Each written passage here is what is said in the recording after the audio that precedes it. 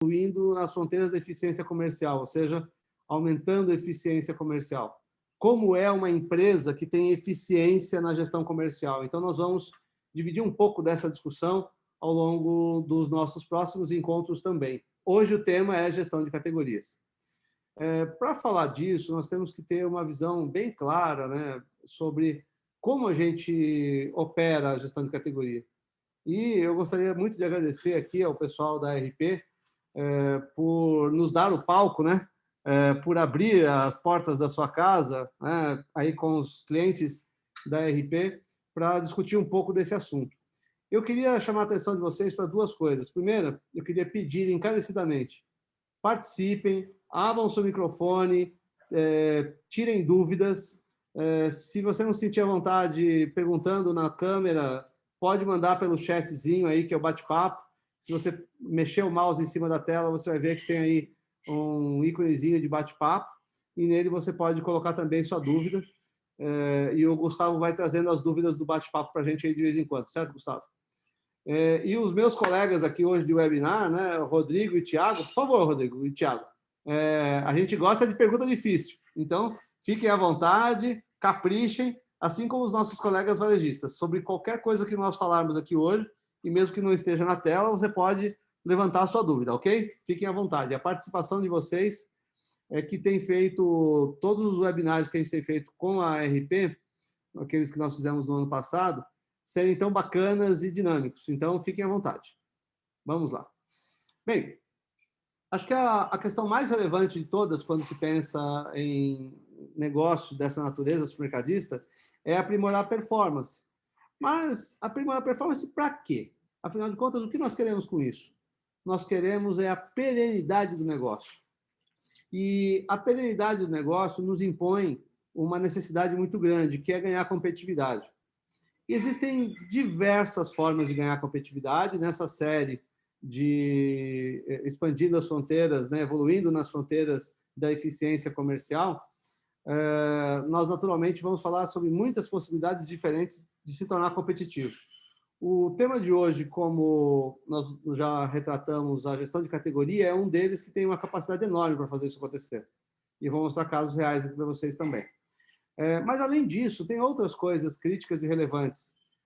A gente ganha competitividade também tendo uma empresa enxuta, uma empresa leve, uma empresa operacionalmente leve. E isso ajuda demais. Mas esse vai ser assunto para um outro webinar. Hoje é dia de falar de gestão de categoria. Então, vamos entender como é que isso se dá primeiro sob o ponto de vista macro. Como obter perenidade? Como alcançar a perenidade do negócio, né? Com essa história da competitividade. Então, aqui nós temos uma metodologia que nós desenvolvemos na R Dias, que chama-se Fronteiras da Eficiência. As fronteiras da eficiência é um método muito fácil de entender. Basicamente, ela parte da seguinte premissa. O mercado se movimenta constantemente, você não pode ficar parado. Sabe aquele ditado que diz que quem fica parado está andando para trás? Pois é. Então, quando você fica parado e os seus concorrentes se movimentam, eles provocam uma mudança no mercado que exige que você se mexa. E se você não se mexer, você vai ter dificuldades. Então, vamos entender como é que isso se dá. Normalmente, a gente está sempre buscando uma matriz de performance que é dada pelo lucro versus o crescimento. Então, quanto mais crescimento, eu tenho que obter mais lucro. Quanto mais lucro, mais facilidade eu tenho para crescer. Acumulo riqueza, acumulo capital e consigo fazer mais expansão. E cresço. Então, nós temos aí uma matriz importante. Lucro versus crescimento. Então, se eu pegar lucro versus crescimento, eu tenho uma quantidade muito grande das empresas que nós conhecemos está numa posição entre lucro e crescimento que poderia ser melhor. Mas como assim melhor? Basicamente é o seguinte, estando na posição atual que você está, você precisa evoluir o seu negócio, partindo, por exemplo, a alcançar o que a gente chama de primeira fronteira da eficiência, que é estar entre aqueles que estão na sua redondeza, entre os seus competidores, estar, na pior das hipóteses, na mesma posição que eles. Na pior das hipóteses. E isso é o que a gente chama de fazer o arroz com feijão bem feito.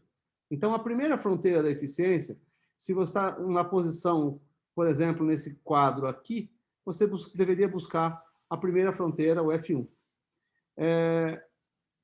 Naturalmente, se você quiser sair da primeira fronteira e ampliar a sua performance com mais lucro e, eventualmente, mais crescimento, você precisa começar a entender como fazer isso. E o primeiro jeito é fazer um aprimoramento tático. O que é um aprimoramento tático? É você ter novas ideias, é você pensar de forma mais adequada, mais assertiva, começar a buscar novas formas de fazer mais performance. Normalmente, ao buscar uma tática mais específica, mais apropriada, você consegue mais performance, seja para o crescimento, seja para a melhoria do lucro. No entanto, para você sair dessa fronteira de eficiência, né, que é F2, você precisa, para evoluir e alcançar a F3, você precisa aprimorar as suas capacidades de execução. O que eu quero dizer com isso? Ok, eu defini que eu vou fazer gestão de categoria. Muito bem. Então, o simples fato de eu determinar para a minha equipe comercial que eu vou fazer GC, já provoca a movimentação das pessoas. Um vai pesquisar, um vai olhar o que é isso, como é que faz, quais são as técnicas, pedir apoio para a indústria, e aí vai. O simples fato de eu ter determinado que essa é uma tática nossa, agora vamos fazer GC, já vai provocar alguma movimentação. E se você estiver aplicando isso de forma apropriada, ou seja, colocando a sua equipe focada nisso, você vai conseguir uma melhoria. No entanto, para você conseguir atingir a fronteira 3, né, que é uma nova fronteira de eficiência, você vai precisar agora aumentar e aprimorar as suas capacidades. E como você faz isso? Bom, você foca na execução. Então, normalmente, uma mudança tática te coloca na F2. Uma mudança de capacidade de execução te coloca na F3. Então, agora que eu tenho uma tática definida, eu vou aprimorar minhas capacidades de execução. Eu vou conhecer os conceitos, eu vou aprender as técnicas, eu vou implementar os métodos mais apropriados para se fazer isso acontecer. A gente costuma dizer que, normalmente, na fronteira 2, você determinou que você ia fazer algo e começou a fazer do jeito que as pessoas conhecem dentro de casa. Mas só que elas nunca fizeram. Então, talvez o conhecimento delas esteja um pouco limitado. Então, se você pular para um aprimoramento das capacidades, você vai ter a tática definida, eu vou fazer GC, e você vai saber como fazer o GC e capacitar a sua equipe para como fazer o GC. Os ganhos obtidos na fronteira 2 serão ainda maiores quando você alcançar a fronteira 3. Bem, agora então eu estou bonitão, estou fazendo GC, eu defini uma tática, agora aprendi como fazer, trouxe método para dentro de casa, e agora eu estou querendo crescer, eu estou querendo ir lá para a F4, que é o que a gente chama de fronteira das melhores práticas. Em cada um desses estágios, eu tive que fazer um movimento diferente, um esforço diferente para a evolução. Quando eu chego aqui nesse estágio, que é o estágio das melhores práticas, eu estarei entre os melhores. Quando eu estava aqui na minha posição atual, eu estava na média do mercado. Sabe quando o pessoal publica aí no mercado, sei lá, as perdas do setor varejista são tanto? Aquilo, gente, é um número médio. Né? Mas a média é um número perigoso. Por quê? Uma medida perigosa. Porque se você tiver com a cabeça no forno e o pé no freezer, na média a temperatura está boa. Né? E o que eu quero dizer com isso? A média não é uma medida de grande eficiência. A média é a massa de todo mundo. Então, eu não quero estar no meio da massa. Eu quero estar entre os melhores. Então, quem está aqui na zona vermelha, normalmente está na média. O F1 é a média do mercado. Tá? Então, eu não quero estar na média, eu quero estar acima. Então, quando eu começo a me destacar, F2, F3, quando eu chego no F4, eu estou entre os melhores do mercado. E aí entra uma questão muito relevante. Eu quero estar entre os melhores do mercado. Não me interessa estar na média. Não me interessa. A média tende a ser medíocre. Ou seja, a média ela não agrega valor. Eu quero estar entre os melhores. Eu quero estar entre os 10% melhores do mercado. Show de bola. Aí sim, você estará na zona das melhores práticas. E para você fazer isso, o que você tem que fazer na área comercial? Você tem que pegar e passar a fazer a gestão por processos. Não é que eu estou falando aqui de fazer fluxograma, não é isso. Eu estou falando de dar valor para processos. Normalmente, a área comercial, ela está muito embasada na hierarquia. Então, eu não fico mexendo com a operação, porque aquilo é da operação, é de outro cara, é de outro diretor, é outra área. E aí as coisas ficam complicadas, porque, na verdade, não é bem assim que elas funcionam. Porque lá na operação eu tenho, por exemplo, a exposição de mercadoria, que é um assunto clássico do gerenciamento de categoria. Mas como é que o comercial pode desenvolver uma estratégia para uma categoria e não se preocupar com o que está acontecendo na ponta, na base, na operação? Como é que ele pode? Eu acho que o Rodrigo, rodando aí, os varejistas já devem ter percebido isso. De vez em quando, você fala, pô, mas eu tenho aqui o Task, que é um software apropriado para você fazer medição do que está acontecendo lá na ponta, para poder agilizar processos. E aí o comercial fala, não, mas isso aí é coisa da operação. Mas é coisa da operação? Será que é coisa da operação? O que muda quando você vai para a zona verde, para essa área das melhores práticas? Você passa a gerir por processos. Processos não são verticais, processos são horizontais. E o que significa isso?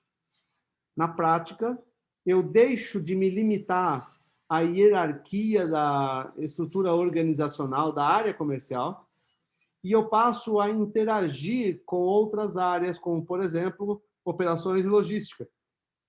Então, parte do meu processo, então agora isso sim é gerir por processos, eu, que sou o gestor comercial, da área comercial, o comprador, eu tenho a responsabilidade não apenas de comprar e esperar a mercadoria chegar e garantir que ela chegou, mas eu tenho também a responsabilidade de garantir que ela tenha sido transitada do CD para a loja, que tenha saído do depósito, que tenha ido para a área de venda, que esteja exposta de acordo com os parâmetros que eu defini. É minha responsabilidade, porque eu sou responsável pela venda, sou responsável pela margem. Então, sendo responsável pela venda e pela margem, eu não posso me limitar à compra. Eu tenho que focar em todo o processo de movimentação e trabalho do produto até que ele vá para dentro da sacolinha do consumidor e passe pelo checkout. Então, mas é esquisito isso, né? Não, não é esquisito. É só uma visão um pouco mais ampliada daquilo que você tem que fazer. Então, você só consegue atingir a fronteira das melhores práticas, a zona das melhores práticas, quando você mudou a visão de gestão por hierarquia, e dentro do comercial você não sai, o que é a outra parte do outro, e passa a permear todas as áreas através de uma estrutura matricial, onde o que importa é a responsabilidade pelo processo e não a hierarquia de onde você está lotado. Essa é a dinâmica. Tá? Com isso posto, eu acho que tanto o Rodrigo quanto o Thiago já devem ter rodado por aí, visto muito disso, né, Rodrigo? Sim, Alexandre. E esse acho que é a principal quebra de paradigmas, né? Isso que você citou agora. A gente roda o cliente e, em muitos casos, vê o cliente perdido ainda no sentido de para quem eu deixo a responsabilidade, né? Quem vai ficar com essa batata quente na mão, sem contar, né, quando existe o responsável também pela gestão de categoria, fica às vezes um gap, né? Um buraco no meio da comunicação que faz com que as pontas não se conversem. Eu queria até deixar um questionamento aqui, que é um questionamento, tenho certeza, de boa parte dos nossos clientes também. Quando se pensa, Alexandre, em gestão de categorias, eu sou um supermercado e eu pretendo criar um departamento, criar uma estrutura que até então é inexistente na minha empresa para gerenciamento de categoria, de GC.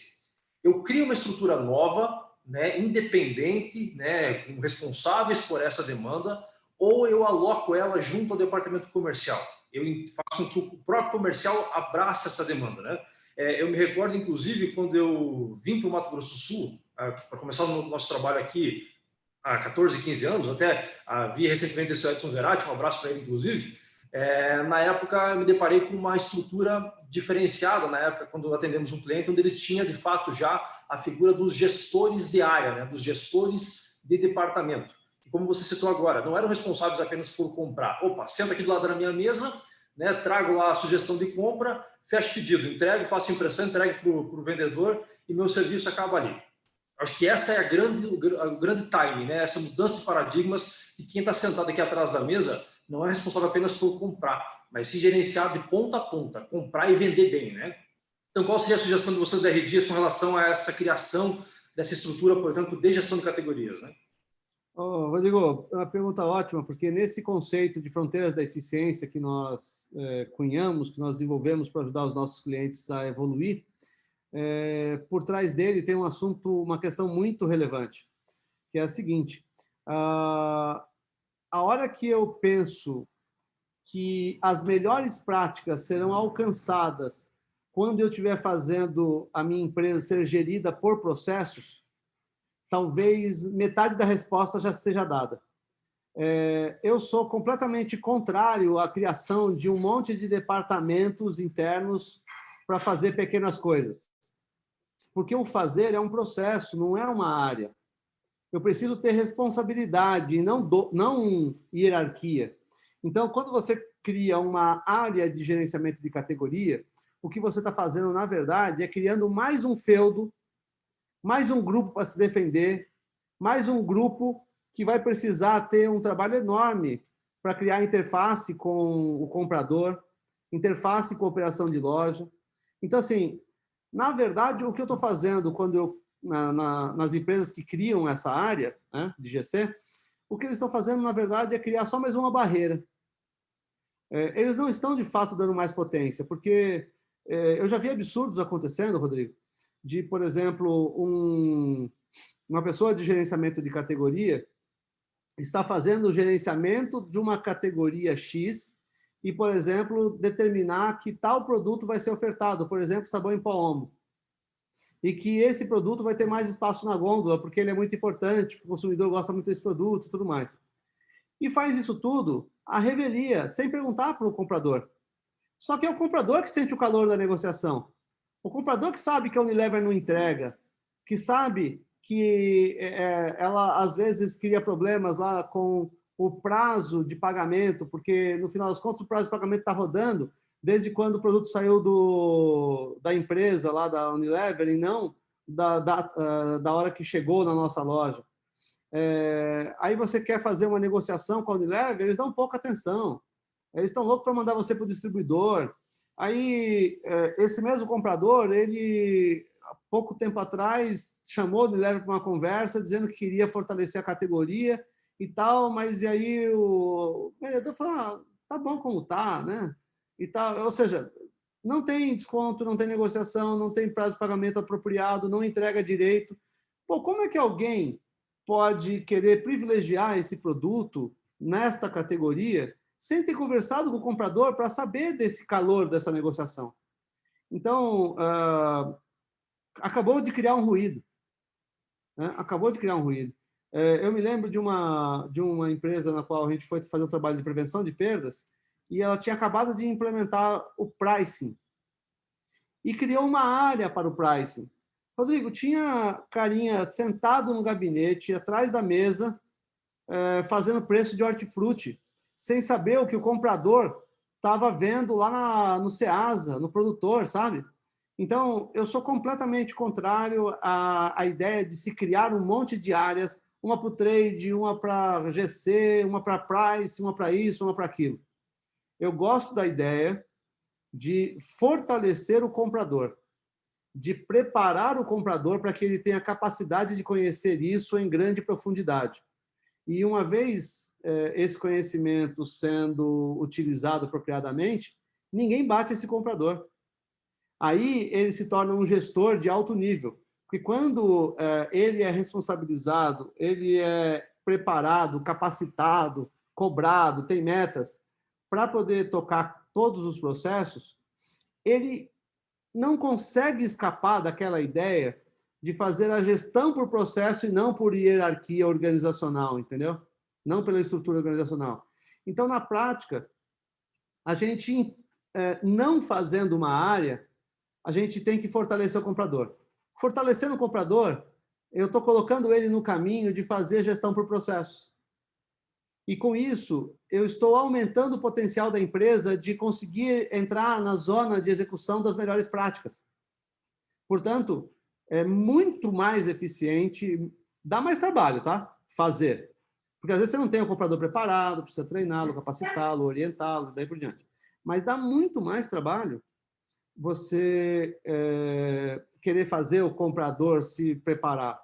No entanto, uma vez que isso aconteça, você passa a ter um time de primeiríssimo nível, capaz de suportar as pressões que o mercado tem exercido. Agora, se você mantém um timezinho lá comercial e fala assim, meu comprador não entende nada, então eu vou dar para outro fazer, ele vai continuar sem entender. Ele vai continuar sem conseguir empurrar as coisas. Né? E como é que ele vai competir? Então, essa é a posição que a gente tem adotado hoje e dá muito certo, tá? Os compradores normalmente abraçam a causa e eles percebem que não é só cobrança, né, Rodrigo? Eles percebem que tem orientação, tem capacitação, tem transferência de conhecimento, tem técnicas e métodos que ele acaba aprendendo quando ele entra nesse caminho. Então, ele se sente estimulado a continuar também. Isso é o que a gente tem visto funcionar bem por aí. Faz sentido? Maravilha, excelente. Muito bem respondido. Obrigado.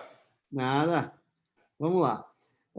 Bom, pessoal, nesse cenário, né, das fronteiras da eficiência, que a gente viu, inclusive, a evolução do papel do comprador também, contribuindo, estando integrado com essa dinâmica, a gente normalmente vê muitas coisas acontecendo.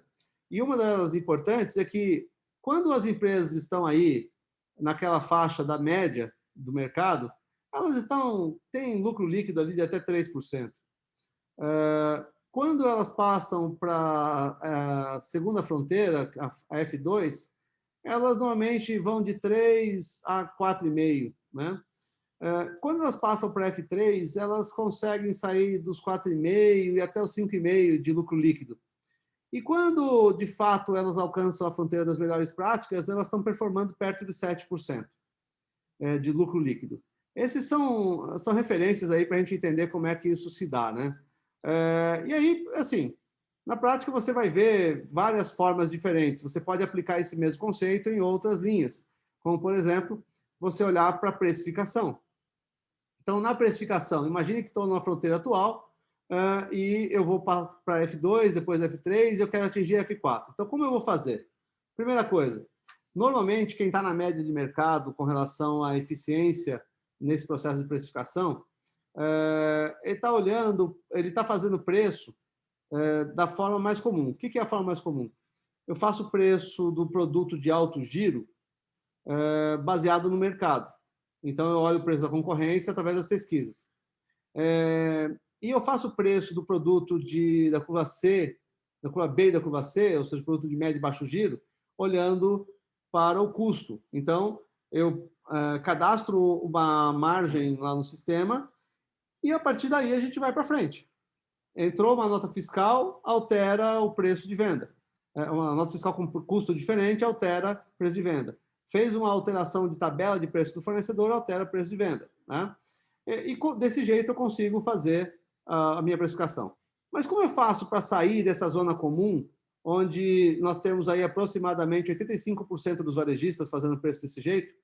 E como eu vou para a próxima, que é a precificação clusterizada por curva de importância? Ou seja, eu faço a precificação por loja ou por grupo de lojas, por perfil, e por curva de importância, onde eu vou ter uma política para preço, para produto de alto giro, uma outra política para produto de baixo giro, por exemplo.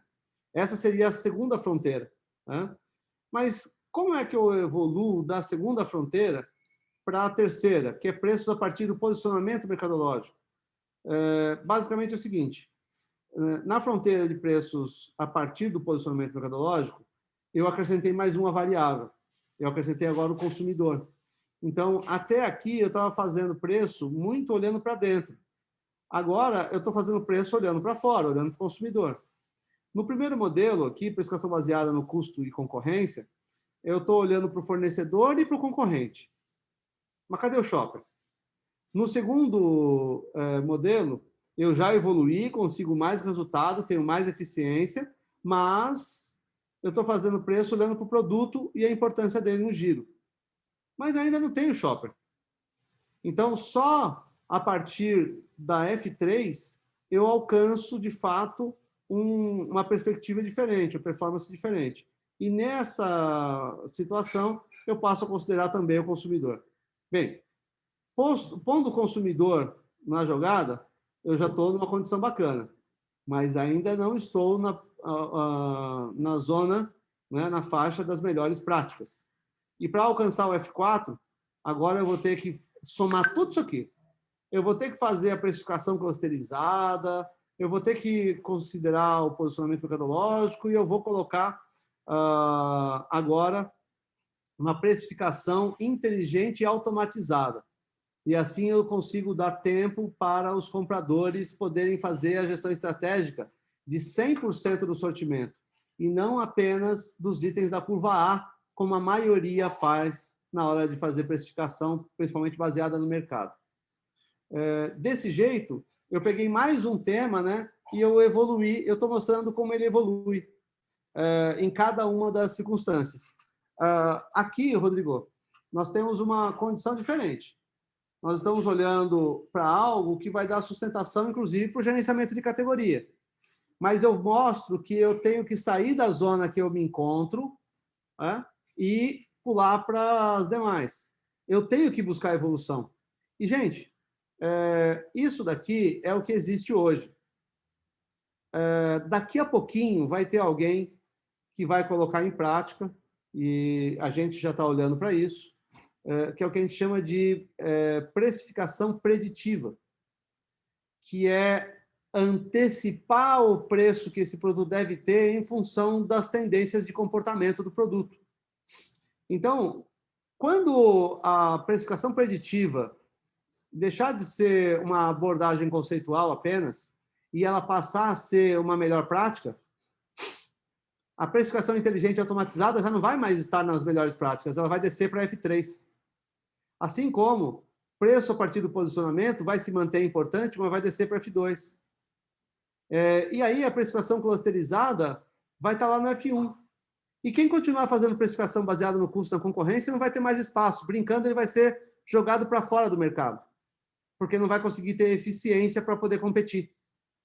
Então, essa lógica, essa é a dinâmica. Né? Vou falar, Rodrigo? Eu queria falar, Alexandre, eu te interromper às vezes, de vez em quando, tá? Fica à vontade, é isso aí.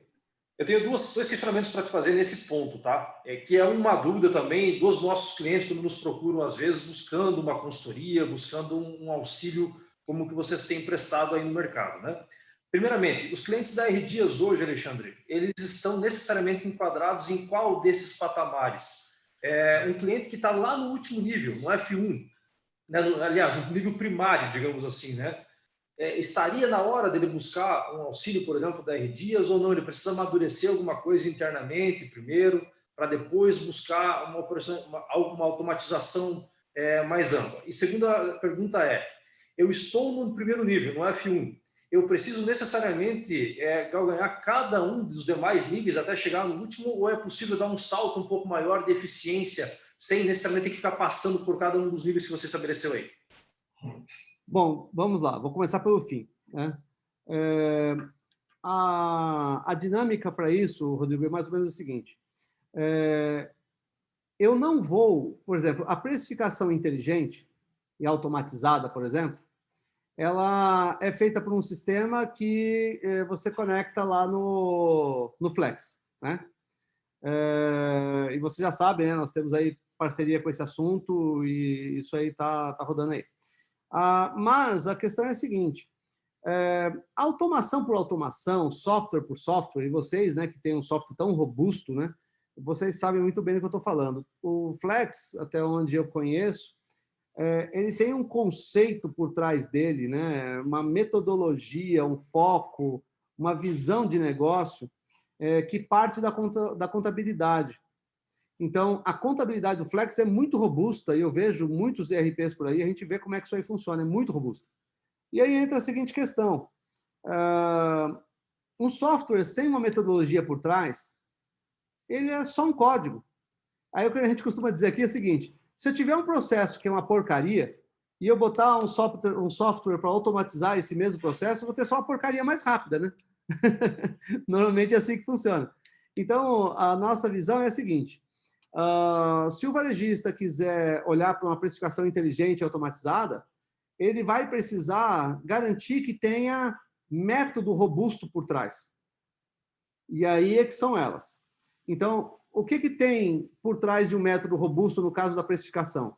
eu preciso ter o posicionamento mercadológico pensado, desenhado, estruturado, eu preciso ter a precificação clusterizada por curva de importância, né? E, em última instância, eu não vou abrir mão exatamente da precificação baseada no custo e na concorrência também. Então, no final das contas, para você ter a precificação inteligente e automatizada na fronteira das melhores práticas, você vai precisar ter absorvido os conceitos de cada uma das etapas anteriores, mas tem uma parte boa nisso. Do jeito que nós fazemos, esse processo ele é muito rápido, porque a gente vai tentando unificar as coisas que são complementares. Então, a empresa vai passar pelo entendimento de cada uma dessas fases num rápido espaço de tempo, num curto espaço de tempo, para que a gente coloque, porque a própria ferramenta de precificação, né, ela já tem embutida no seu conceito, na sua estrutura, no seu código, os conceitos anteriores. Então, no final das contas, a gente faz um processo que tem dado ganhos para os nossos clientes, e eu vi que tem gente aqui de alguns clientes nossos também, né? Por exemplo, o Agricer está aí, que é cliente nosso. Em questão de 3 meses a 4 meses, lá no Agricer, por exemplo, a gente conseguiu um resultado bacana por elevação de margens causado pelo pricing, né? Eu vi aqui também o pessoal do Camilo, que também é cliente nosso, estão lá nesse momento fazendo isso, e daqui a pouquinho essa virada de preço já acontece, né? Tem outros aqui também que estão participando, que estão numa situação muito parecida. Então, qual é o foco?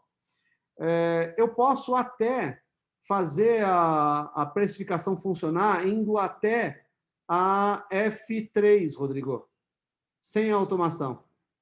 Mas eu não vou conseguir fazer a minha equipe precificar estrategicamente 100% do sortimento com o dinamismo que deveria, ou que poderia. Então, a gente pode dizer que, neste caso, a precificação inteligente, automatizada, ela é o tal plus a mais, como brincam, né, no pleonasmo. Então, é de fato um plus, é aquilo que te coloca dentro da fronteira das melhores práticas. Então, assim, é possível fazer, a gente condensa as etapas de tal maneira que o conceito esteja integrado no conhecimento que a gente faz, a transferência de know-how que a gente faz para as equipes comerciais do cliente. E os ganhos, assim, são muito, muito, muito expressivos.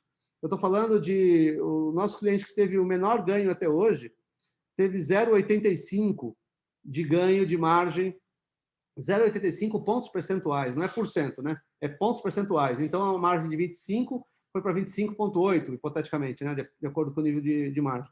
Mas nós temos casos de 1,4, 1,5, nós temos casos de muito mais do que isso. Foge um pouquinho da curva, mas esse processo bem executado, bem implantado, bem rodando direitinho, vai chegar nesse patamar que eu comentei contigo. Então, são caminhos aí especiais para se conseguir, mas é possível fazer isso. Não depende da quantidade de lojas, não depende só da vontade, da cabeça do varejista, da vontade do varejista de querer fazer uma dinâmica um pouco mais sofisticada, porque a concorrência está cada dia mais sofisticada, viu, Rodrigo? Esses são pontos assim bem relevantes, né? Bom, não sei se eu respondi sua pergunta, foi claro? Com certeza. Beleza. Bom, Rodrigo, aproveitando que nós estamos aqui, né? Quem quiser saber um pouco mais disso depois, é só entrar em contato com a gente, bater um papo, né? Caso queira automatizar o seu pricing ou mesmo implementar os processos de pricing, né? Estamos à disposição. Bem, posto isso, vamos adiante, né? O objetivo dessa nossa conversa, dessa nossa discussão aqui hoje, é justamente discutir algumas reflexões sobre o potencial da aplicação da inteligência na gestão de espaço, layout e exposição de produtos em loja. E aí, por inteligência, a gente entende que é ciência da otimização. Quando eu falar inteligência, leiam ciência da otimização. Não precisa ler pensar direto. A gente pensa em inteligência e fala, então o contrário de inteligência é o burro, né? Não. Contrário da inteligência na gestão é o não otimizado. Então, inteligência é a ciência da otimização. Vamos olhar para uma situação cotidiana. Então, numa tarde chuvosa, a dona Lúcia decide fazer um bolo. E ela vai separando os ingredientes quando percebe que tem um probleminha. Mas antes da gente chegar no probleminha da Dona Lúcia, quem é a Dona Lúcia, gente? Dona Lúcia não é uma pessoa. A Dona Lúcia é o que a gente chama de uma persona. Uma persona é a materialização, né, a especificação dos perfis de clientes que eu tenho em loja. Então, quando a gente faz um trabalho de mapeamento da jornada de compra do shopper, eu não tenho apenas um shopper.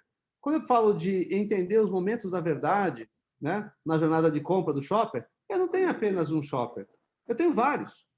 São várias Donas Lúcias, né? São vários arquétipos ou são várias personas. Então, eu tenho uma Dona Lúcia, né? Eu tenho o idoso, eu tenho o jovem, cada um deles com seu perfil, com suas características.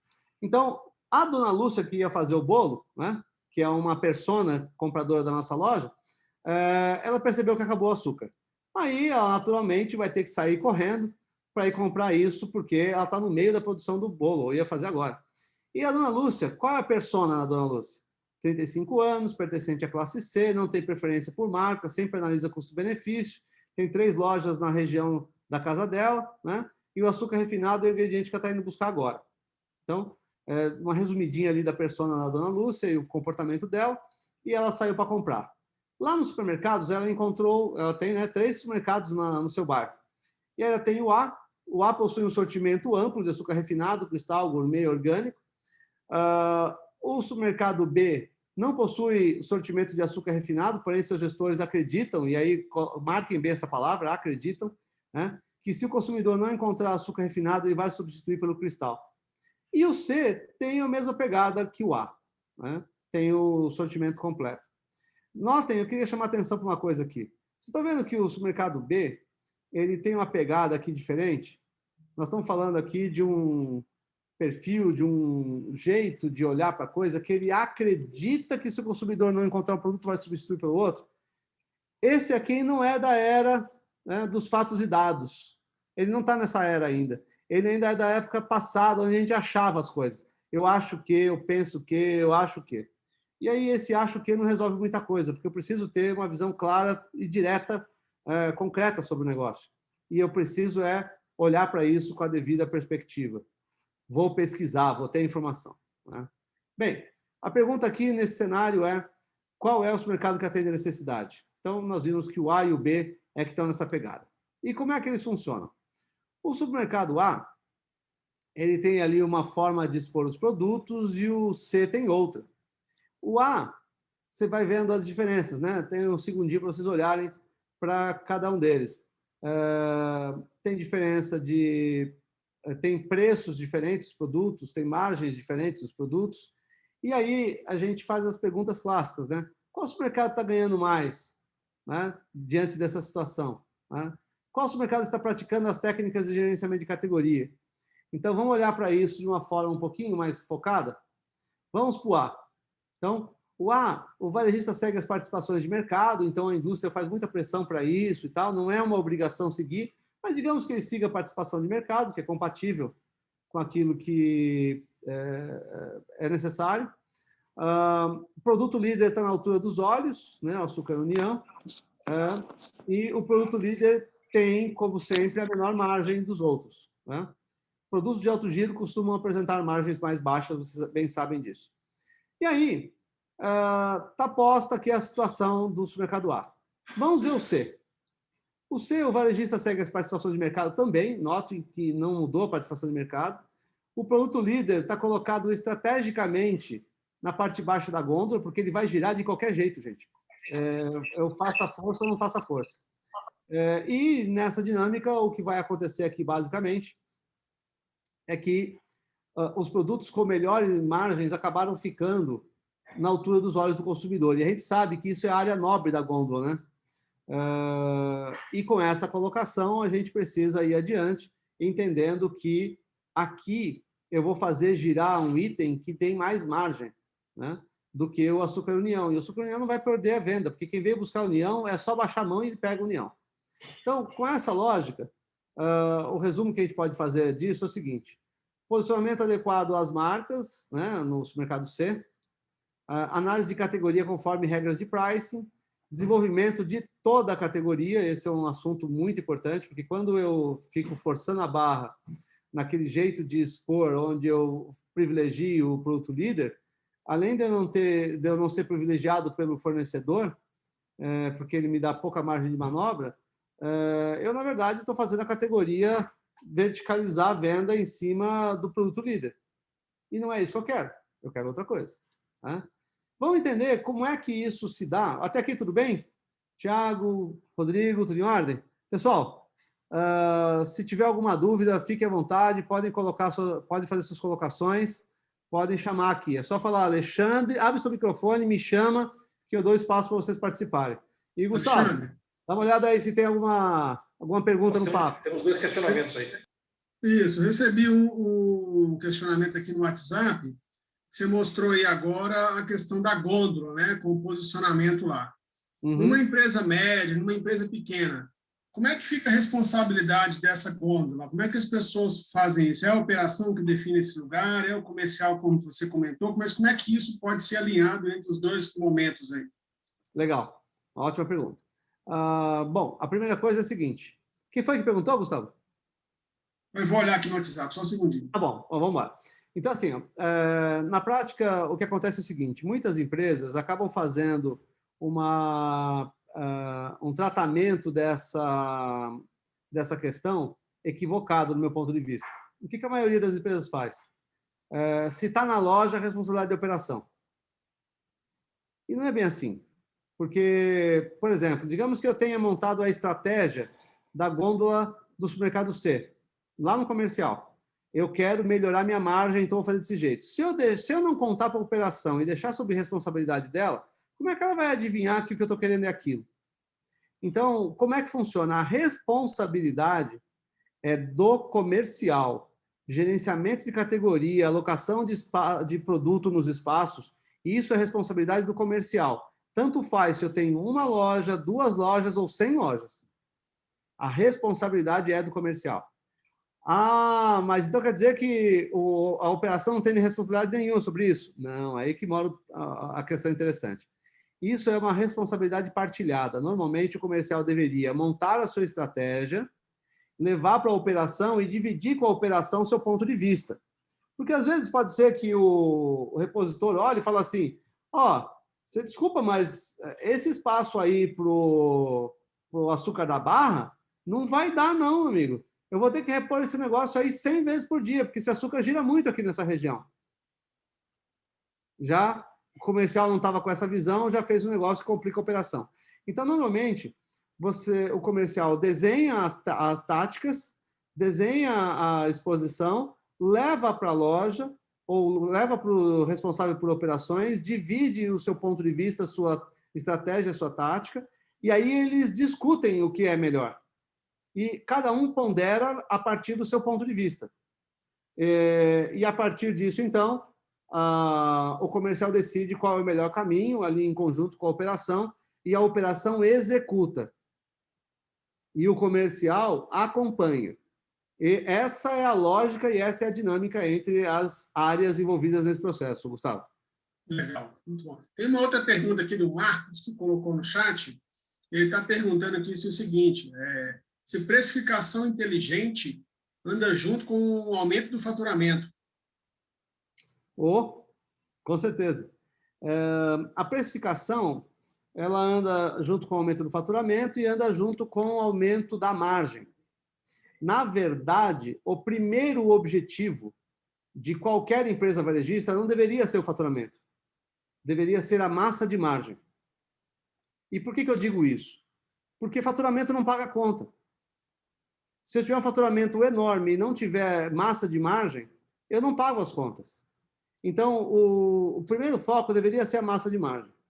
Ao olhar para a massa de margem, naturalmente, eu tenho limitações de competitividade.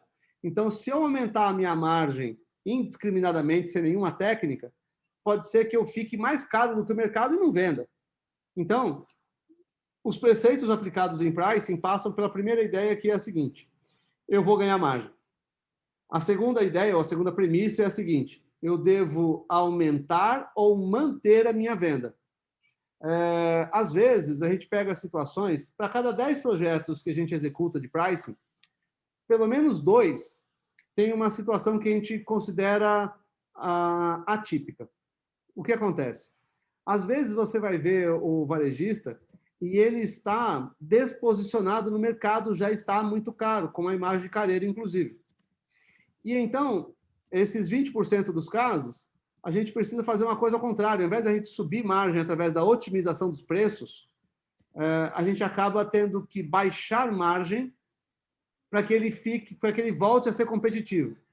E quando a gente aumenta a margem, invariavelmente, quando a gente aumenta a margem, a gente costuma ganhar massa de margem, porque eu não perco venda. Esse é um cuidado que sempre tem que acontecer. Eu não perco venda. Agora, quando eu baixo a margem, eu tenho que ter muito cuidado para conseguir trazer o volume de vendas apropriado que vai fazer a minha massa de margem ficar maior do que era antes. Então, é aquela história, se com 28% de margem eu tinha, sei lá, R$1 milhão de massa de margem, eu vou ter que talvez baixar dos 28 para 26, eu estou falando hipoteticamente, tá, gente? Cada região tem uma margem diferente normalmente. Então, eu vou ter que baixar nesse exemplo de 28 para 26, mas a minha massa de margem, ela tem que sair de 1 milhão para alguma coisa maior que isso. 1 milhão, 1 milhão e 5, 1 milhão e 50, 1 milhão e 100, 1 milhão e 200. Ou seja, eu tenho que, mesmo tendo baixado a margem nesse caso, para voltar a ficar dentro do mercado, eu tenho que gerar tanto giro a mais que faça a empresa ter uma massa de margem maior e ganhe mais dinheiro com isso. A grosso modo, essas são as perspectivas. Nem sempre que se vai otimizar preço, você consegue aumento de venda total. Porque também tem uma coisa, quando você fala, vou subir margem. Não, calma aí. São 10, 15, 20 mil itens no sortimento. Alguns itens você vai ter que baixar para ficar mais competitivo, porque faz imagem de preço, tem, né, impacta o consumidor nesse sentido, e outros você vai ter que você vai poder subir, porque o ambiente de concorrência permite que você suba o preço, o consumidor não sinta, e isso não traga nenhuma defasagem de competitividade com os seus concorrentes da região. Então, Alexandre, grosso modo é isso. Pois não, Thiago? queria até complementar, boa tarde a você e a todos aí. Boa tarde, Thiago. Eu estava passando agora aquela parte, eu fiquei pensando um pouco, porque nas viagens que eu faço e os clientes que eu atendo em reuniões, geralmente, às vezes, o cliente comenta, tá, mas como que eu faço para repassar esse preço? Eu tenho os meus custos, a gente sabe que não está fácil para ninguém, né? O mercado é bem hostil. E aí, geralmente, eu escuto o pessoal falar, Thiago, se eu repasso algum custo aí no meu preço, eu tenho uma grande chance de espantar aí o meu cliente, mandar o meu cliente para um passaporte carimbado para o cliente e a concorrência, né? Mas pelo que eu vi ali, não, né? A gente consegue realmente usar isso a favor, né, da loja. É isso, Alexandre? O que acontece, Thiago? Existem situações onde se cria uma certa... Deixa eu colocar uma pimentinha aí, que eu acho que a gente já põe, você responde o Thiago e já responde uma outra pergunta aqui do Francisco de Assis, lá de Pernambuco. Ele está falando dos produtos notáveis. Ele tira sempre os produtos notáveis na curva A, mas se existe um padrão nacional para essa lista de produtos notáveis, eu acho que isso vai casar com a resposta para o Thiago também. O que acontece aí, Thiago? Eu vou já juntar com a resposta aí para o Francisco. Primeira coisa, quando a gente olha para uma situação, a ideia da precificação, eu tenho duas razões para precificar para cima. Uma delas é a margem não está pagando a despesa. Então, existem situações, e aí eu não vou conseguir, no tempo que nós temos aqui, esclarecer todas elas com a profundidade apropriada, mas eu estou à disposição para quem tiver dúvida sobre isso, aprofundar em outro momento. Existem situações em que o comercial não consegue mais subir margem porque já está ficando fora do mercado, está ficando caro. E a operação, as despesas da empresa continuam lá, precisam ser pagas e a margem não está pagando. O que acontece na prática com isso? Primeira situação, né, que tem a ver com a tua pergunta. Eu devo repassar a minha ineficiência para o consumidor? Vai ter um limite para isso. Vai chegar uma hora que o consumidor não tolera mais que você passe a sua ineficiência, porque se você tiver uma operação cara, que tem muita despesa, você é obrigado a botar uma margem mais alta para cobrir a despesa. Se você tiver despesa alta e quebras altas, você é obrigado a colocar uma margem que cubra isso. Só que se para colocar essa margem você for obrigado a ficar fora do mercado, você está cometendo um erro. Então, a primeira colocação para isso é que nenhum dono de empresa, nenhum diretor comercial deveria aceitar empurrar para o comercial a responsabilidade pela ineficiência operacional. Deveria haver uma discussão mais profunda do negócio como um todo, para que se pudesse entender onde é que está batendo a água. Ou seja, de onde surge a necessidade de elevar a margem? Lembra que eu falei da gestão por processos? E não a gestão hierarquizada naquela estrutura organizacional? É exatamente isso. Eu tenho que olhar para o todo. Na hora de pedir mais margem para o comercial, eu tenho que ver se eu não estou sendo ineficiente na operação. E se eu tiver ainda oportunidade para elevar a margem no comercial, otimizar, eu vou fazer isso. E aí entra alguns detalhes que eu vou falar também sobre o ABC que o Francisco falou. Os notáveis, né? A primeira questão é, eu não posso ser ineficiente e empurrar isso para o comercial. A segunda questão é, o comercial não pode usar isso como um instrumento de tortura para a empresa, dizendo, eu não posso aumentar a margem, porque se eu aumentar a margem, eu vou ficar fora do mercado. Então, assim, tem que haver uma discussão em cima de fatos e dados. Cadê o índice de competitividade? Cadê o índice de competitividade de cada categoria, de cada loja? Para eu saber se eu, de fato, já atingi o meu ápice, né? O limite da otimização de preço. Porque, até hoje, nós não entramos em nenhuma empresa onde não tivesse oportunidade para otimizar preço. Então, tudo bem, a gente passou 26 anos desenvolvendo métodos, técnicas para isso, mas nunca chegamos em nenhuma onde não deu para elevar preço. Ao contrário, né, para elevar margem. Ao contrário, nós já chegamos em cliente com quase 6,5% de lucro líquido, em que, na hora de fechar o negócio, o diretor virou para mim e falou assim, olha, Alexandre, tudo bem, eu estou acreditando no que nós estamos discutindo aqui, mas deixa eu te mostrar a minha DRE para você olhar o nosso resultado para ver se você vai mesmo conseguir trazer mais resultado do que a gente já tem. Então, ao olhar para o resultado de 6,5, nós vamos assim, pô, parabéns, você tem um resultado respeitável, muito respeitável. Mas eu já vi como você faz os seus processos comerciais, como você precifica, como você expõe, e eu posso dizer que tem oportunidade lá, porque eu não tenho paradigma de que o supermercado tem que ter lucro de 5%. Não, o supermercado pode ter lucro de um monte por cento, desde que eu tenha espaço para otimizar os processos. Eu tenho espaço para otimizar as técnicas e métodos utilizados. Então, assim, é possível. E não tem muito isso de repassar. O único ponto que diz, opa, a partir daqui não vou, é a competitividade, não é a margem. Então, se eu quiser subir margem e ainda tiver competitividade para isso, eu posso subir, porque eu vou fazer a otimização de preços dos produtos. E lembrando, né, margem você pode ganhar de duas formas, otimizando o preço e otimizando o CMV. Então, otimizo as compras de um lado, otimizo os preços do outro, a margem vai crescer para os dois lados. Então, para pegar a questão e mais profundamente na discussão, inclusive com base no que o Francisco perguntou, né? Os produtos notáveis, eles têm uma responsabilidade muito grande. Se você for pegar uma rede como Extra Supermercados, por exemplo, o Extra sempre foi famoso por ter muita oferta e preço regular alto. O consumidor brasileiro, ele gosta dessa ideia de preço de muita oferta. E nem sempre ele olha direito para o preço regular de todos os itens que estão sendo tratados no sortimento.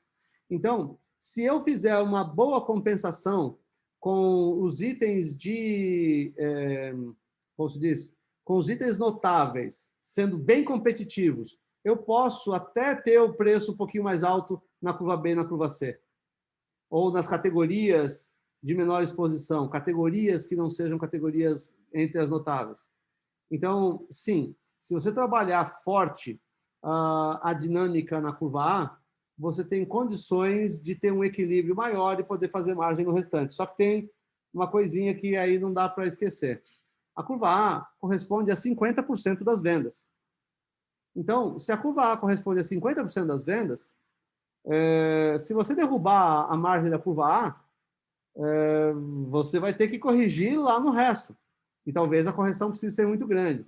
Então, existem produtos notáveis e os ultra notáveis. Então, na curva ABC, existe a curva A1, A2 e A3. B1, B2, B3, C1, C2, C3. Não é só A, B e C. Então, quando eu pego a curva A1, A2 e A3 e dou um tratamento diferenciado para ela, eu acabo conseguindo também uma performance bacana nos demais itens, né? Então, no final das contas, o ponto mais importante para a tua pergunta, Francisco, não existe lista fixa. Inclusive, se você tem mais de uma loja, você vai perceber que a curva BC de uma loja é diferente da curva BC de outra loja. Isso é altamente relevante. Porque preço, eu não devo fazer preço para a empresa inteira, eu tenho que fazer o preço sempre de acordo com a política de categoria e ela pode variar de loja para loja se o consumidor não frequenta as mesmas lojas, né? Então, tem aí uma grande questão, perspectivas irrelevantes, né, dessa lógica, né? Ficou claro, Rodrigo? Ô, Thiago, perdão. Ficou completamente claro, viu, Alexandre? Muito bem explicado. Deu para entender bem. Obrigado. Legal. E, pessoal, fiquem à vontade, façam aí como fez o Francisco, o Rodrigo e o Thiago, façam suas perguntas. Eu vi que ali tem uma pergunta, Daisy. Como vocês se posicionam a respeito de metas de compras para o setor comercial? Esse é um assunto super polêmico, Daisy. Eu acho que as metas de compra, ela de alguma forma devem existir, porque eu preciso ter um equilíbrio entre o compra e venda, senão eu detono o fluxo de caixa. No entanto, nós somos contrários a estipular verbas de compra. Meta de compra é uma coisa, verba de compra é outra. Quando eu tenho verba de compra, significa que eu tenho um orçamento de compra e chegou no final daquele orçamento, eu não posso mais comprar, porque eu já estourei meu orçamento. Pelo amor de Deus, nunca façam isso, porque isso daí é um tiro no pé, assim, astronômico. Primeiro porque os compradores mais espertinhos vão pegando as verbas dos outros.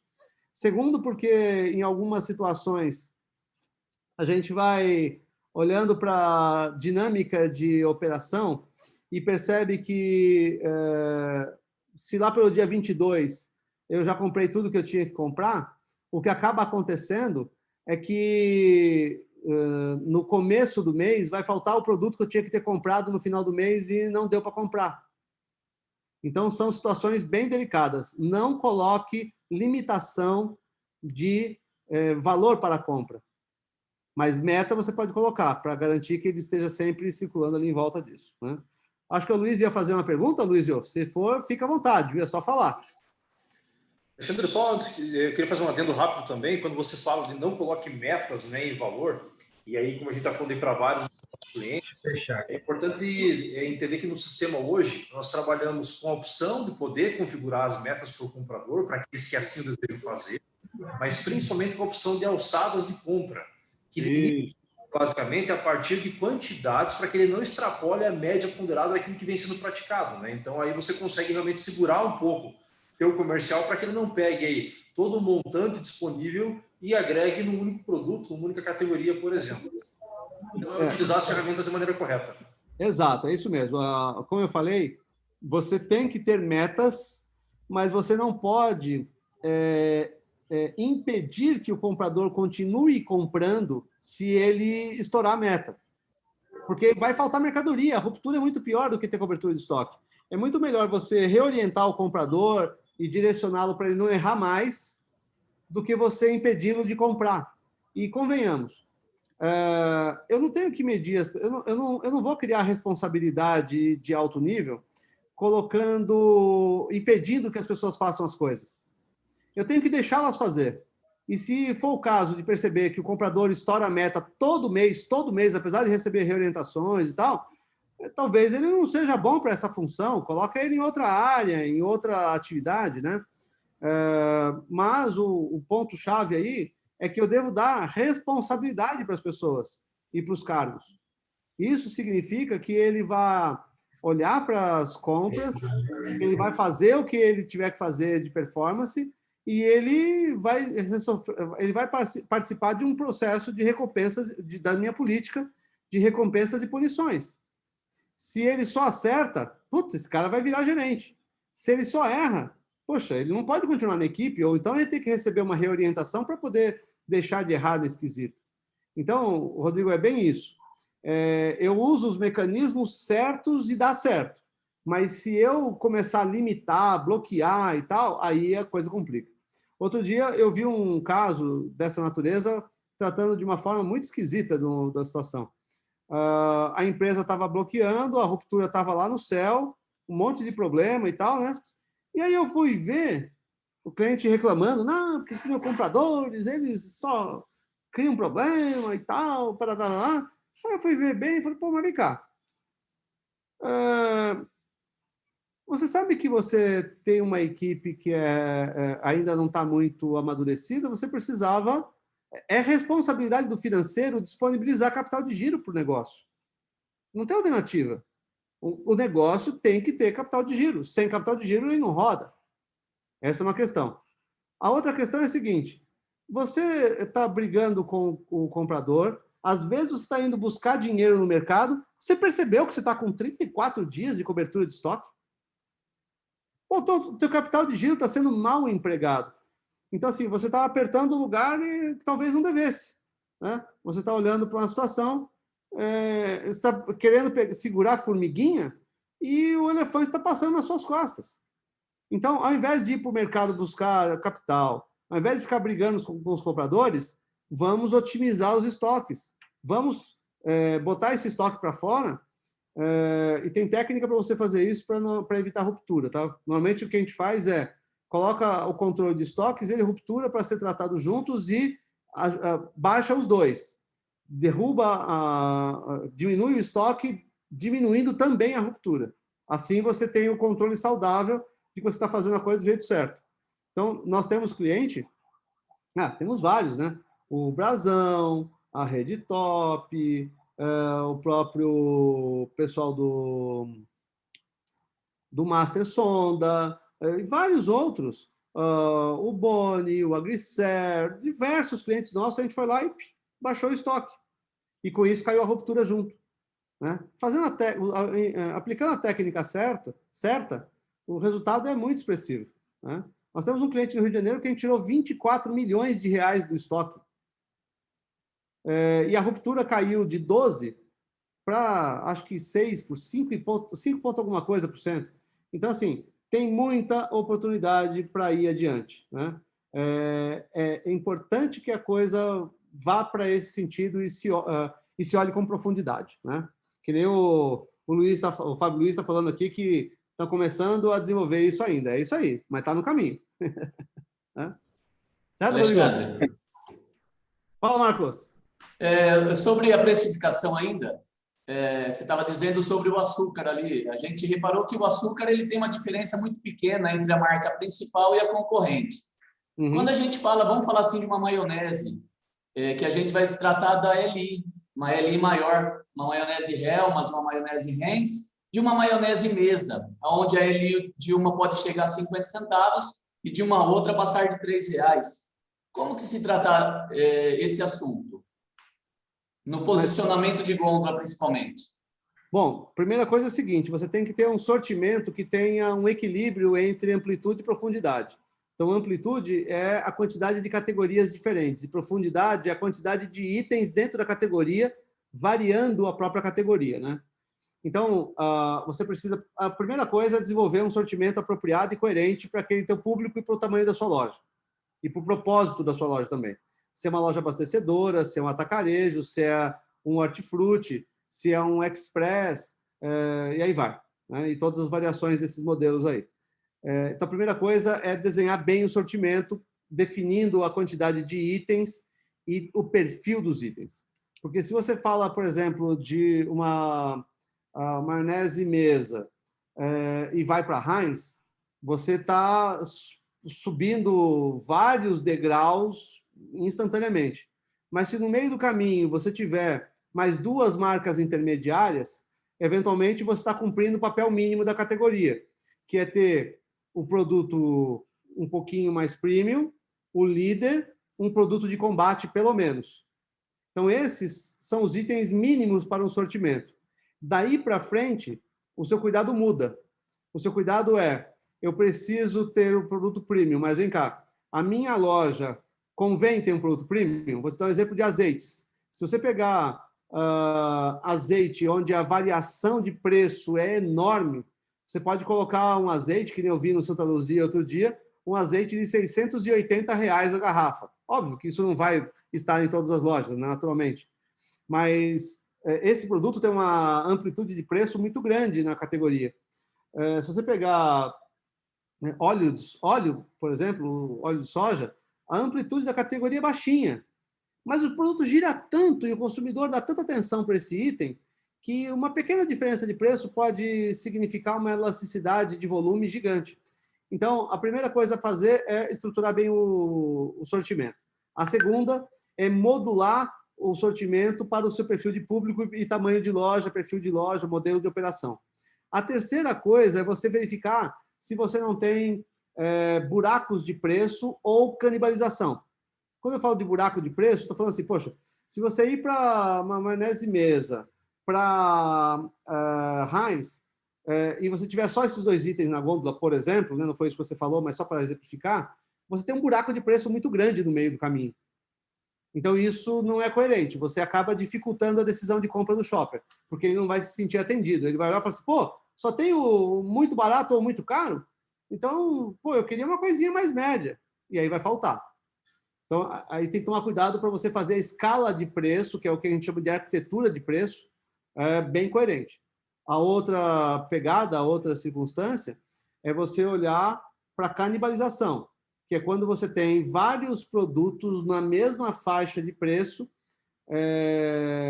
ocupando a mesma gôndola. Então, você está na mesma categoria, com 2, 3 itens no mesmo preço, isso vai te causar um monte de problema, porque eles não vão acrescentar valor. Então, por exemplo, você tinha lá 2 itens que já estavam com o mesmo preço. Aí você acrescentou um terceiro.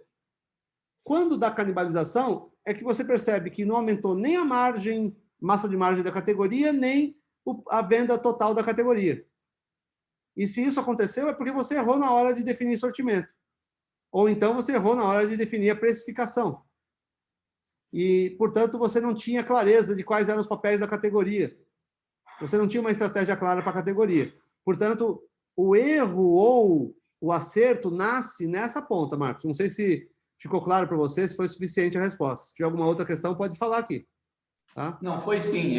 A dúvida minha é posicionamento de gôndola. Eu posiciono, que nem você estava dizendo, do Açúcar União, vinha embaixo, né? Uhum. A Helmas, no caso, viria para baixo, só que a LI dela é bem maior do que uma marca inferior, entendeu?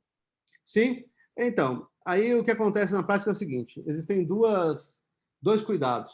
As marcas inferiores, elas têm que ser vistas com muita cautela, e a sua pergunta ela é bem bacana de ver, de discutir. É o seguinte, eu vou deixar de vender a marca premium para vender uma marca que me dá uma margem percentual mais barata, só que o valor agregado da segunda é muito menor do que o da primeira. Então, o líder ele tem um valor agregado mais alto. Então, quando você vai ver o lucro bruto que cada unidade deixa, você tem que levar isso em consideração.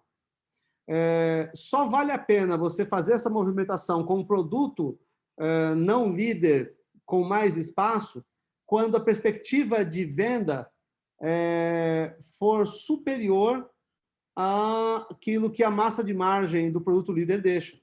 Neste caso, você aposta nesse caminho.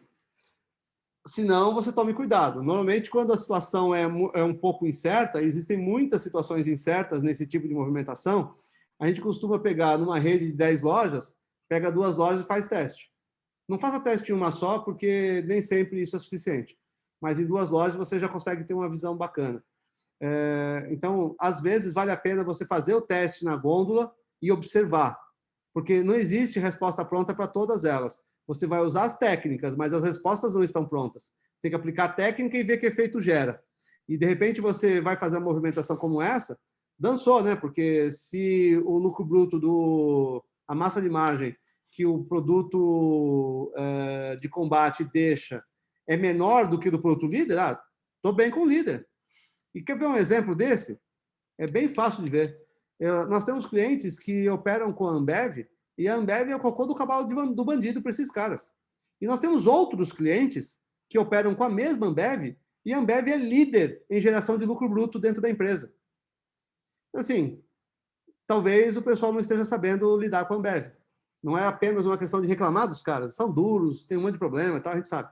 Mas, às vezes, eu tenho que tentar entender a razão pela qual as coisas não estão dando a performance desejada. Então, esse é o ponto de vista que eu dividiria aí com vocês nesse sentido. Beleza? Valeu, obrigado. Obrigado. Fique à vontade. Tenho aqui mais uma pergunta, né? Em relação à verba emitida pelo fornecedor para aplicação no custo final de um determinado produto, remanejar essa verba para outro produto de outro fornecedor e assim entregar a margem geral planejada é uma prática aqui na nossa loja. Está correta essa prática? Olha, pelo que eu vi ali, comercial baita é um atacarejo. Toma cuidado com verbas no atacarejo. Aliás, toma cuidado com verba em todo lugar, tá? Verba é aquela história, de onde sai o couro, sai o chicote, né? E a gente precisa tomar cuidado com isso. Do couro se faz o chicote. Portanto, a verba pode voltar no custo. E aí você ficar com 6 por meia dúzia. Mas no atacarejo, normalmente se pega bem pouca verba, no máximo 1 ponto percentual de verba. De qualquer forma, eu penso da seguinte maneira: se aquele produto se a verba é para o produto, aloque a verba para o produto, que você vai ter uma visão mais clara da sua performance.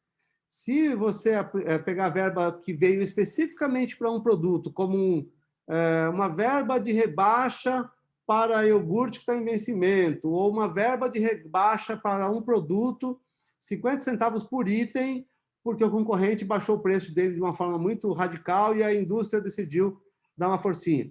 Se o caminho é esse, mantenha a verba no produto, porque assim você vai ter mais transparência sobre os seus acertos e os seus erros. Porque com um monte de item no sortimento é bem difícil lembrar depois os detalhes. E, além disso, você já, dentro do sistema, atrela o produto, a verba ao produto, e ele já vai para o CMV. Quando você fala de verba de contratos, aí é diferente. A verba de contrato você pode usar como você bem entender, porque ela nunca vai estar atrelada a uma categoria ou a um produto. Ela vai estar sempre atrelada a uma performance com um fornecedor. E eu não tenho como linká-la com o produto. Portanto, eu preferiria não levar verba de um produto para outro produto. Eu prefiro ver o problema aparecer para ter que buscar uma solução para ele. Tá certo? Bom, pessoal, voltando aqui, nós esbarramos aqui numa questão que ela tem tudo a ver com o nosso próximo tópico, que nós estamos falando aqui de rentabilização de espaço de loja. Olha só que interessante. Nessa situação aqui, nós vivenciamos uma loja que ela tinha 5% das vendas dela no bazar. Espera aí. Está vendo minha tela, Gustavo? Legal. 5% das vendas dela está no bazar. Né? 6% do lucro também está no bazar. Só que o bazar ocupa 20% do espaço. E aí nós estamos falando de uma situação bem delicada, né? Porque 20% do espaço, puxa vida, haja, hein? Então, a dinâmica e a lógica que a gente quer seguir aqui não é essa. Nós queremos melhorar. Então, nós fizemos uma movimentação aqui, nós trouxemos esse espaço de 20% para 9%, redistribuímos isso na mercearia com itens que geram mais margem e nós quase dobramos a exposição de perecíveis. E, com isso, nós conseguimos um aumento de margem de 1,18 pontos percentuais. Vocês notaram que não teve nenhuma mudança de preço? Deu para perceber que a única coisa que mudou ali, de fato, foi a estrutura de exposição. O que eu expus melhor, o que eu dei mais espaço. Então, gente, que isso fique gravado aí para vocês, que esse é um ponto absolutamente vital e crucial. E o ganho não foi pequeno, em 1,18 pontos percentuais de margem. Aí a gente volta naquela questão. Às vezes, a gente quer fazer uma exposição, isso é um contraponto porque eu disse, e por isso que tem que ser feito com profundidade, e até tem a ver com a questão do Marcos lá também. A margem que o Bazar deixa é muito alta, gente. Então, a margem percentual, né? E aí todo mundo quer ficar aumentando o tamanho do Bazar, porque a margem percentual é alta. Só que o negócio não gira, cara. E no varejo, o nome do jogo é giro. Então, com essa dinâmica, eu preferi botar espaço nos perecíveis, que me dão uma margem muito maior, e giram, e eu fui apostar também na mercearia. Porque a mercearia está cheia de item que não tem espaço de exposição, que não é trabalhado de forma apropriada, mas que são, assim, é muito especial. O setor é muito especial. Então, eu tenho itens da mercearia que me dão margem muito superior à média da mercearia. Portanto, eu vou trabalhar neles. O que a gente está vendo de... Pois não, Gustavo. Quer concluir ou posso falar? Não, só para fechar aqui. O que a gente está vendo de categorias sendo movimentadas nesses tempos de pandemia é muito, muito, muito expressivo. Então, todos os dias eu tenho um movimento diferente de espaço em gôndola. Ou eu deveria fazer essa movimentação, só que nem sempre eu faço. Pode matar, Gustavo. Então, aqui, olhando para essa tela, eu vou colocar, já vou convidar aqui o pessoal, no dia 27 agora desse mês, nós vamos falar sobre a questão dos perecíveis, bem focado no hortifruti, né? Então, vai ser um webinar para os compradores aí, acertar as compras dos perecíveis e gerar margem dentro do hortifruti também. E, olhando para essa tela, eu queria fazer uma pergunta. Por que você eliminou espaço do bazar, né? Otimizou o espaço do bazar e aumentou a mercearia? Se fosse, em alguns casos, a gente já viu aí lojas que tem aí um corredor quase de papel higiênico, o outro cara tem 15, 20 marcas do mesmo produto expostas. Como é que faz para poder conseguir, às vezes, otimizar o espaço da mercearia, por exemplo, que é um setor mais difícil, né? O que a gente deveria analisar para tirar um produto e privilegiar outro? Como é que seria essa análise dentro da gestão de categoria?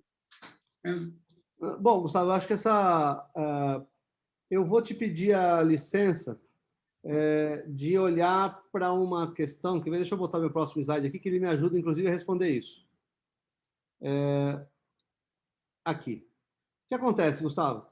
Normalmente, as empresas que não fazem gestão de categoria, elas têm dificuldade de entender a sutileza da gestão de categoria e acabam não praticando. Então, para essa tua pergunta, eu precisaria explicar o seguinte. Antes de mais nada, eu tenho uma categoria que ela, para mim, é relevante. Eu considerei que ela seja uma categoria destino, que é uma categoria importante para nós. Depois eu vou explicar um pouco melhor disso. Mas essa categoria tem subcategorias, né? Então, cada empresa se chama de um jeito diferente. Aqui é grupo novo e subgrupo novo. E a gente chama de categoria, subcategoria, por exemplo, é a mesma coisa. Nesse caso, olha só o que acontece. Eu tenho dentro de uma categoria, eu tenho as subcategorias e elas dão margens diferentes. Então, por exemplo, a seca, alimentação canina adulto, né? Então, a seca de 3 a 10 quilos, ela tem uma participação de 31%, mas a margem é 23%. Por outro lado, eu tenho bifinho snack para cães, que tem só 8% de participação, mas com 29% de margem. A primeira pergunta que eu faria é a seguinte: qual é a função dessa categoria para mim?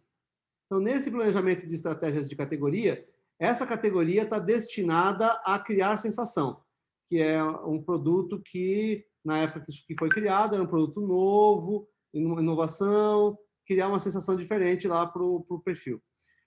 Mas, e se eu olhar, por exemplo, para essa daqui? Ela tem 28% a seca de até 1 quilo de participação com 28% de margem.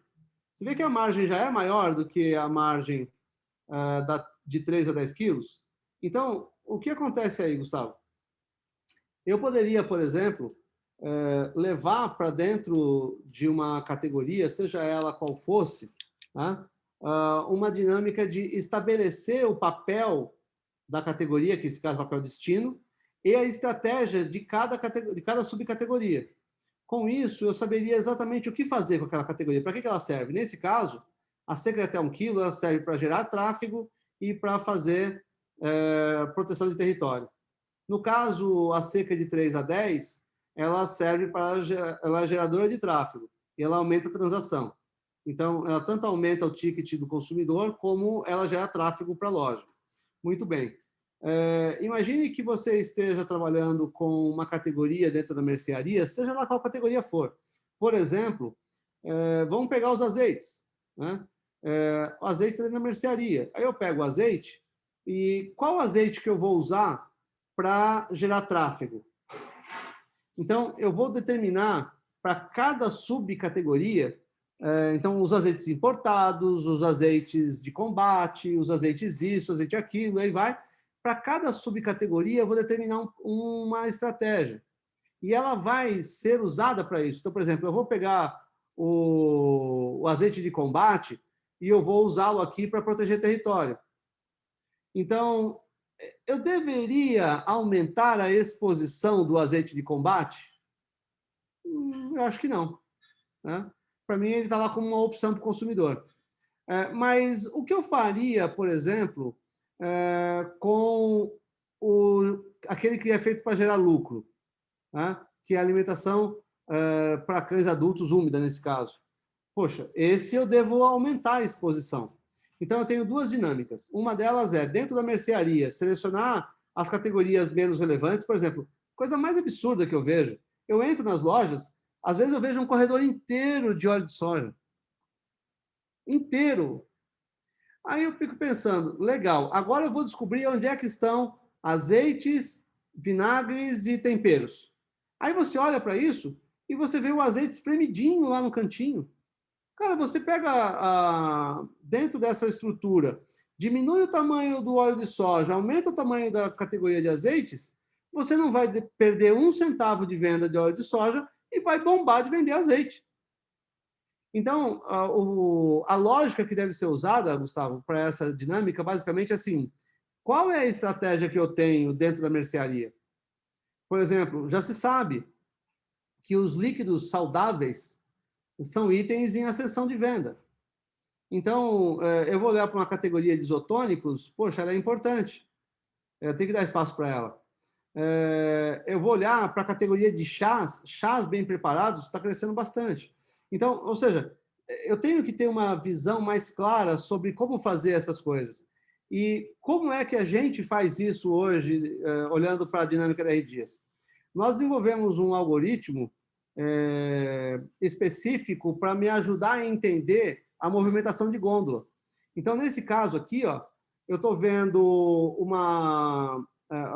um produto que tem, por exemplo, inseticida, tem um modular e meio na loja, e o meu algoritmo aqui, a inteligência, está sugerindo uma otimização para reduzir para um modular, ao invés de 1,5. Né?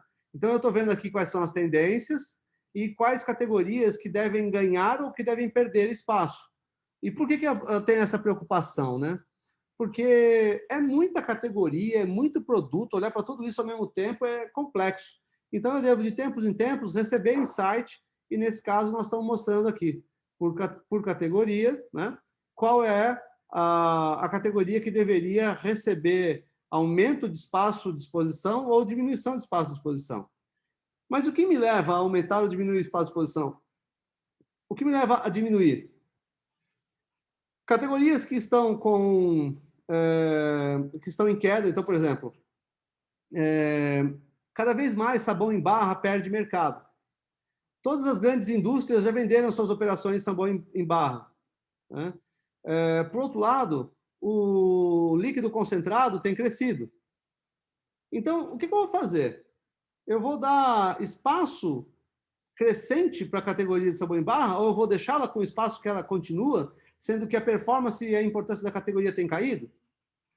Então, cenários como esse é que fazem a gente movimentar a loja. E em tempos de pandemia, isso tem sido extremamente crítico, porque na prática nós precisaríamos evoluir a nossa visão na mesma velocidade que o consumidor muda seus hábitos de compra.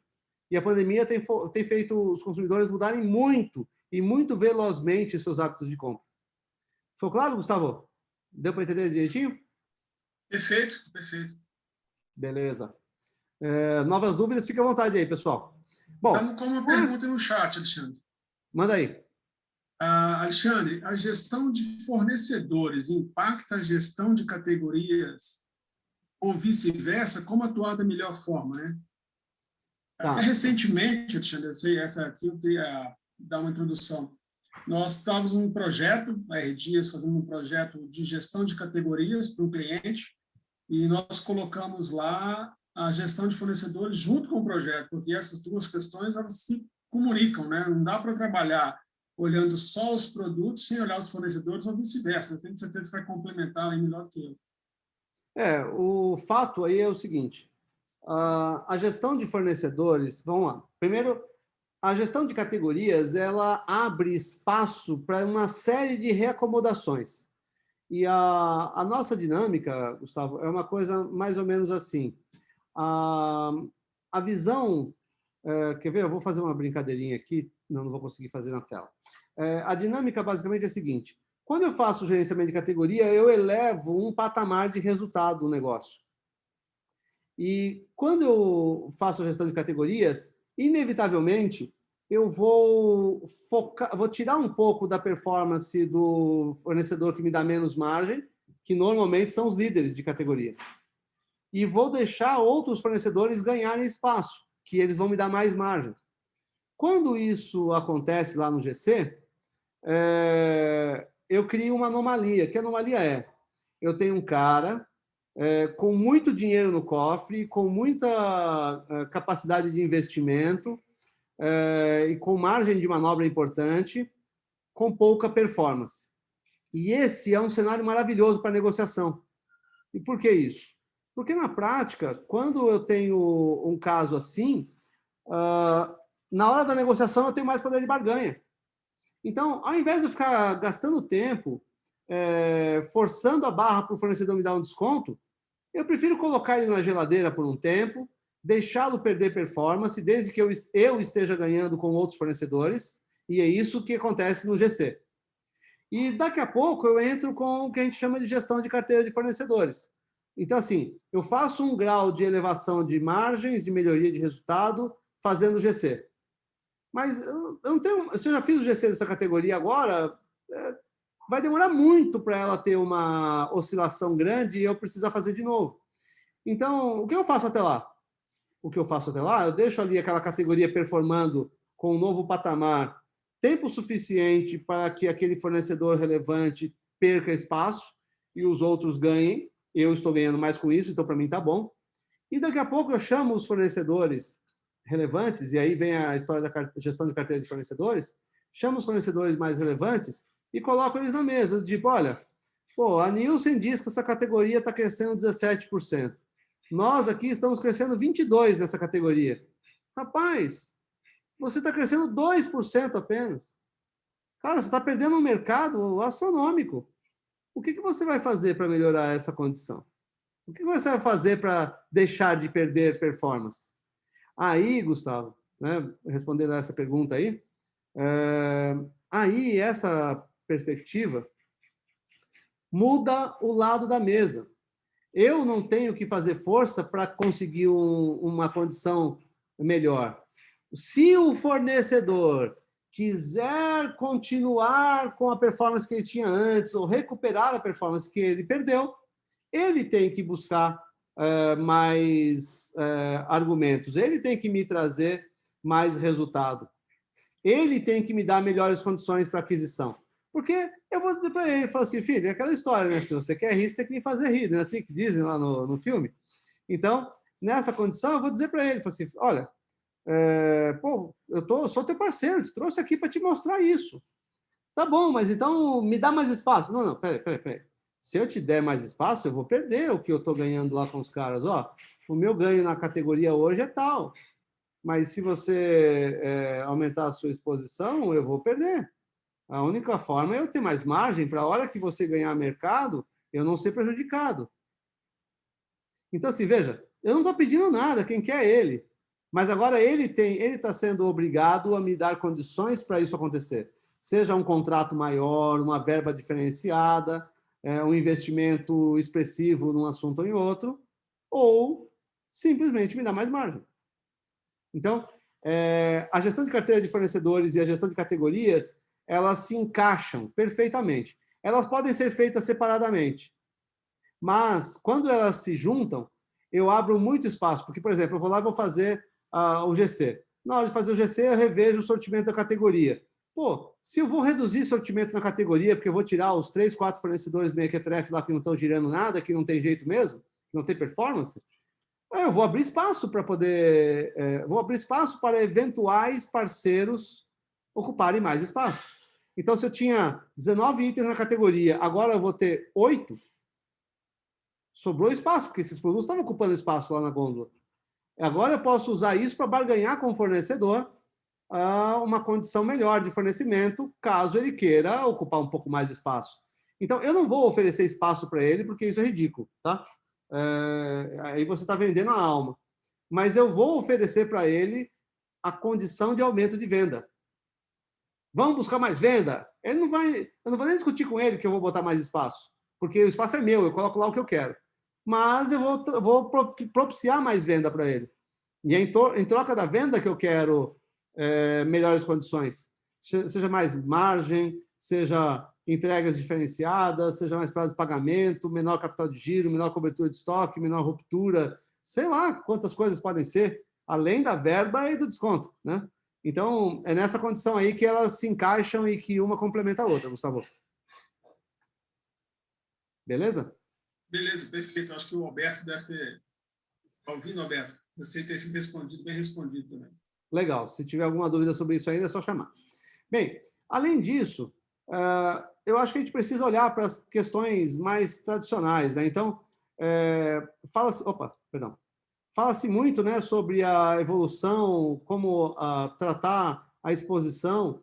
Então, eu preciso pensar que se o fluxo vai aqui da direita para a esquerda e o meu produto de alto tráfego, que gera tráfego, né, está aqui no fim do corredor, aliás, se eu quero posicionar um produto de alto giro, eu preciso colocar no caminho os produtos que são relevantes. Primeiro, o que gera mais lucro, depois o que reforça a minha imagem de preço ou de profundidade de sortimento, depois os de impulso, para só depois colocar os produtos que chamam tráfego. E isso faz aquela história de colocar o produto que gira muito no fundo da loja, né? Não é no fundo da loja. O que importa não é o produto que está no fundo da loja. O que importa é que eu estou gerando fluxo para produtos que geram lucro, imagem e impulso. É um pouco diferente a loja. E aí eu vou usar as táticas de sortimento, de price, exposição e promoção para fazer o consumidor comprar antes de chegar no final do corredor. Esses são os pontos mais relevantes. Então, só para ter uma ideia de como isso aí pode impactar os resultados, eu trouxe aqui um caso que é de cuidados com o rosto, né, com a barba. Então, nesse caso aqui, nós trabalhamos uma dinâmica de aumentar a exposição dos segmentos de aparelhos de carga para trazer maior rentabilidade para a categoria, incluir pontos fixos do lado da categoria para gerar mais interação e reposicionar o preço da categoria para aumentar a competitividade com o mercado e gerar lucro. Essa estratégia ela funcionou muito bem. Então, o que ela deixou de resultado? O que a gente fez primeiro, né? Nós saímos de uma exposição tímida e escondidinha né? Fomos para uma exposição mais expressiva, ampliamos a exposição e também colocamos o produto no check stand. Bom, com isso nós conseguimos, aqui está na gôndola, né, que aumentamos o modular de exposição e botamos no check stand. E aí, o que aconteceu aqui? Nós conseguimos com isso 28% de crescimento de vendas, conseguimos 6% de aumento no volume e 52% de aumento de margem cash, ou seja, quantidade de grana que ficou no bolso. Por que isso é expressivo? Basicamente porque nós estamos falando de melhoria da quantidade de dinheiro que a categoria gera. E vocês viram que não foi feito nada além de ajustar a exposição, o lugar onde está e a quantidade de itens expostos, focando a coisa de uma forma mais específica, né? Então, dinâmicas como essa são muito relevantes. Para a gente poder fechar essa nossa discussão, eu queria trazer 2 casos bem rapidinho, né? Então, o primeiro deles é uma situação em que o comprador, a gente deu uma brincada aqui com o assunto, o comprador fez uma negociação excelente lá com o azeite Galo Reserva, R$ 25,90 para R$ 21,90, e depois da negociação ele pediu para a loja ajustar a exposição. E foi isso que a loja fez, né? Ou seja, ele queria destaque para um produto importante, uma loja botou o produto aqui na vista do consumidor e a outra botou o produto lá embaixo, no fundo da gôndola. Faltou comunicação e essa interação é muito importante. Volto lá nas fronteiras da eficiência. Uma empresa que está na faixa das melhores práticas, ela está focada em fazer uma gestão por processos e não apenas olhando para a hierarquia, né? Nessa outra situação, houve uma negociação boa com a Antártica e foi combinado que ia ser feita uma exposição de acordo com a ocupação de mercado que eles tinham, participação de mercado. E aí a loja desse jeito. Só que a gente sabe, a Coca-Cola tem alguma coisa aí perto de 50% de participação. E aqui ela está ocupando muito mais de 50% da gôndola, né? Então vamos dar uma olhada como é que a coisa se dá. Além de terem exposto mais Coca-Cola na gôndola, ainda colocaram 2 terminais de Coca-Cola e uma ilha de Coca, um ponto extra, né? Uma ilha de exposição de Coca. Na prática, Antártica era o foco e assim foi que a loja executou.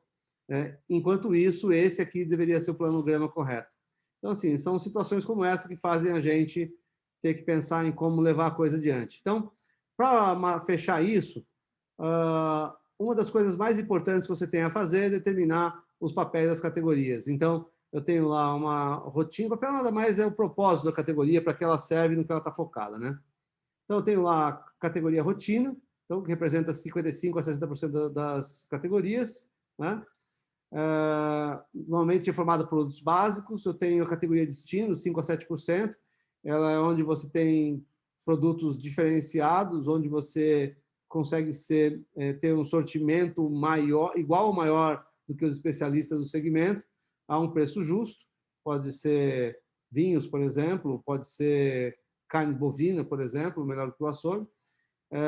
E essas categorias são de altíssima relevância para o negócio, né?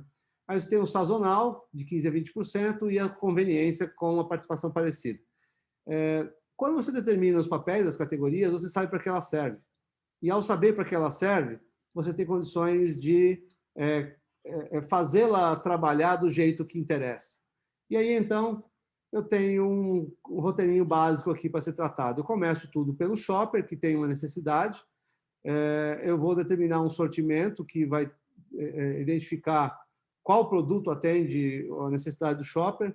Depois disso, vou determinar as políticas de price, né? Identificar qual preço o shopper está disposto a pagar, alocar o produto facilitando a busca pelo shopper com relação a layout e exposição, e vou definir as estratégias promocionais que devem levar o shopper até a loja.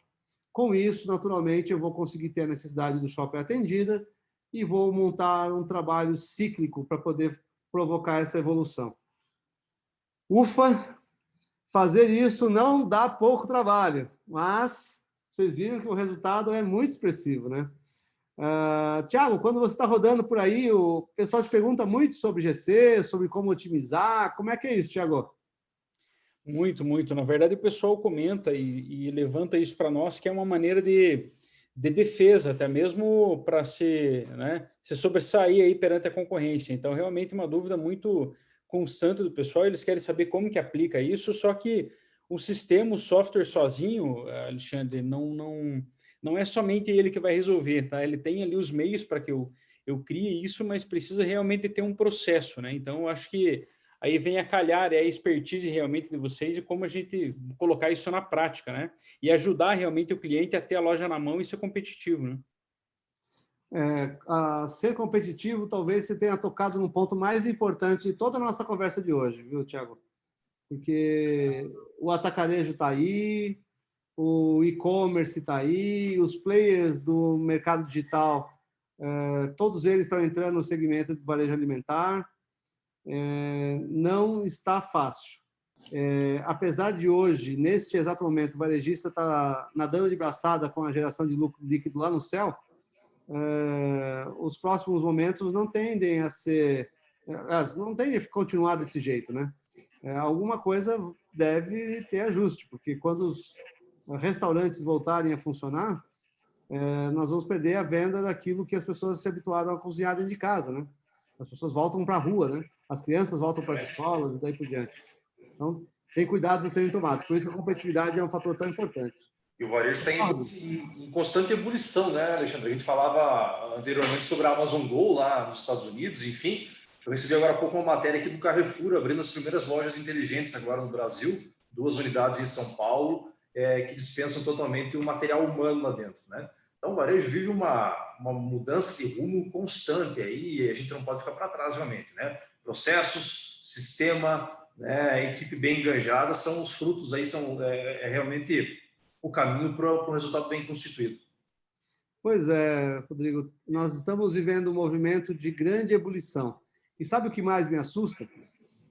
É você ver varejistas que perderam a onda do crescimento do e-commerce na primeira onda da pandemia e que continuam não tendo e-commerce e não vão aproveitar da segunda onda de novo. E vamos lembrar, né? Eu não quero ser pessimista, mas pé no chão não custa nada, né? A questão de 3 semanas atrás, eu ouvi o pessoal no noticiário falando que a França estava entrando na terceira onda e que a Inglaterra já estava vivendo a 4ª onda do Covid. Assim, eu acho que a gente tem que entrar naquele conceito das fronteiras da eficiência e pensar o seguinte, Rodrigo, você falou da Amazon Go. Quando a Amazon Go foi lançada, era um conceito, então ela era fora daquelas faixas todas. Ela era uma expansão das fronteiras da eficiência. Só que quando a Amazon abriu, a questão de 2 meses atrás, 15 ou 17 lojas diferentes, usando aquela lógica, aquele conceito, aquela tecnologia, deixou de ser conceito, passou a ser melhor prática. E a grande questão é a seguinte, se aquilo virou melhor prática, aquele varejista que estava naquela zona vermelha, ele foi para onde? Ele provavelmente foi empurrado, ou está sendo empurrado para fora do mercado. A gente nunca prestou... Quem sabe ele nem exista mais, né, Alexandre? O que foi? Ou quem sabe ele nem exista mais, né? Pois é. No serviço que nós temos lá de fusões e aquisições, que ajuda a empresa a comprar e vender lojas, vender empresas, bombou do início da pandemia para cá. Então, assim, na prática, o que está acontecendo é o que sempre aconteceu, Rodrigo, só que a gente não olhava para isso desse jeito. Então, a gente não notava que quando tinha alguém lançando uma coisa nova, inovadora, diferente, ele estava me empurrando para baixo. E eu tinha que correr atrás. A gente sempre falava do correr atrás, né? Mas essa metodologia das fronteiras da eficiência, eu acho que ela nos ajuda a enxergar essa história do correr atrás um pouco melhor. Que o correr atrás não é sair correndo. O correr atrás é se planejar. E quando a Amazon lançou o conceito Amazon Go, demorou 2 anos para ela abrir a primeira loja. Então, convenhamos, né? Se demorou 2 anos para ele abrir a primeira loja, você ficou parado esperando ele abrir a primeira loja? Naquele modelo? Não, teve gente como a Zait, por exemplo, que foi lá e logo na sequência já abriu uma também. E já foi vendida, né? Então, assim, já tem alguém correndo atrás desse modelo aí. Então, assim, daí que surge aquela necessidade de fazer planejamento estratégico, de pensar para frente, de idealizar as coisas de uma forma diferente. Portanto, eu acho que a gente está num estágio aí importante, Rodrigo. Como o Thiago comentou, né? Quando ele vai para a rua, ele vê empresas cada vez mais correndo atrás da diferença ou buscando novas fronteiras. Quando você está atendendo os clientes da RP, você vê as empresas que certamente estarão aí no ar daqui a 10 anos, porque elas estão ávidas por fazer mais, por fazer melhor, por obter mais resultado. Então, são essas que sobrevivem, são essas que se dão bem, que permanecem aí no mercado, crescendo, expandindo, se movimentando, mas principalmente sendo eficientes. Então, não sei se tem mais alguma pergunta por aí, Gustavo, ou se algum dos colegas quiser ir para as últimas perguntas para a gente poder respeitar o tempo e ir encerrando, pode ficar à disposição. Eu vou deixar aqui agora, caso vocês tenham novas perguntas, fiquem à vontade. Rodrigo, Thiago, demais participantes, Gustavo aí com o pessoal no chat.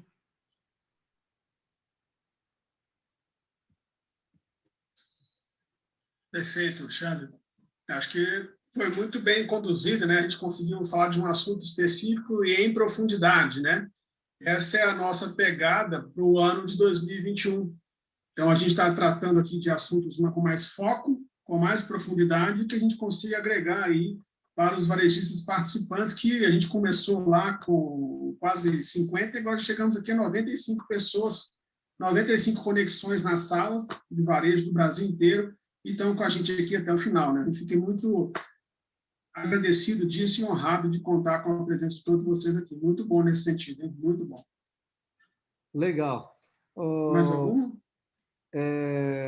Pessoal, eu acho que, caso não tenha mais nenhuma pergunta, eu me coloco à disposição. Deixa eu até colocar aqui na tela, para quem quiser... Só um segundinho, Alexandre. Então, só aproveitar aqui e acabar fazendo o convite aqui, antecipar de uma vez, né?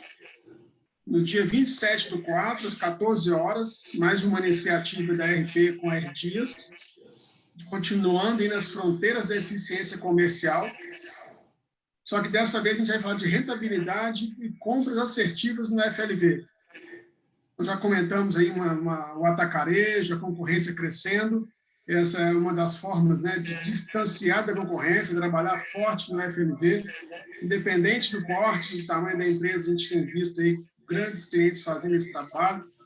Já temos com clientes aí com quase 60% das vendas nos perecíveis, e a gente acredita que é uma maneira muito importante de se distanciar da concorrência, de prestar um bom serviço olhando para o FLV. Então, a gente vai falar no dia 27, às 14 horas, reservem na sua agenda, vão ser contactados em breve. E aí, Rodrigo, eu queria dar sequência aqui, antecipar um pouco aí o que você vai falar, não sei qual que é, mas eu queria fazer aqui uma homenagem. A gente sabe aí do que aconteceu nesse final de semana com um colaborador da RP. É o nosso colega de trabalho, a gente conhece ele há muitos e muitos anos. E eu queria deixar aqui o nosso pesar quanto à questão do Levi. A gente esteve com o Levi aí, desde que eu conheço a RP, tem mais de 10 anos de história. Eu conheci a RP ainda como concorrente da RP. A integridade das pessoas que estão dentro dessa empresa é muito grande. Hoje nós estamos aqui com essa parceria, aprofundando nossa amizade. Mas não queria deixar passar em branco aqui esse momento e deixar as honras aqui, que ele descanse em paz e que seja aí agraciado lá com o nosso Deus, no sentido de ter uma nova vida lá fora. Muito obrigado, Levi, pelo tempo que você teve com a gente aí. Obrigado, Gustavo. Confesso que você nos derrubou agora. É uma grande perda, realmente, né? Quem nos acompanhou aí é difícil. Perdemos um grande amigo, além de tudo. Acima de tudo, um grande amigo. Infelizmente, não conseguiu vencer essa batalha dessa doença terrível que a gente está vivendo aí. Nos deixou agora nesse final de semana, né? E justamente no dia de Páscoa. E a gente, sinceramente, a gente juntou forças aqui, né? Eu e o Thiago, a gente juntou forças nos cantos aqui para conseguir realmente estar aqui hoje participando com vocês. É ainda um momento bastante difícil para a gente como empresa. Eu falava mais cedo hoje com vocês, em 30 anos de história da RP, que completamos inclusive dia 1º de abril agora, nunca tínhamos até hoje perdido um colaborador sequer, né? E olha que já foram milhares e milhares de quilômetros rodados, né?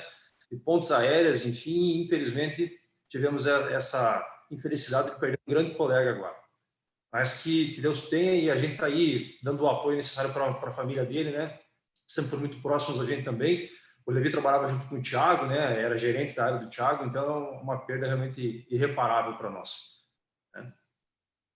Eu também, particularmente, né, além de ter perdido o braço direito aqui, ainda é um grande amigo, um irmão aí, realmente de muitos anos de luta, né? Então, a sala dele aqui é coladinha na minha, é tudo diferente, mas vamos aí continuar honrando aí, levando o legado que ele trouxe aí dentro da RP também, né? Um coração maior que ele. A gente falava que o Olivier estava com 50 anos de idade, mas era uma criança, né? Que ele exalava amor aí para todos os cantos. Então, isso aí vai ficar para sempre.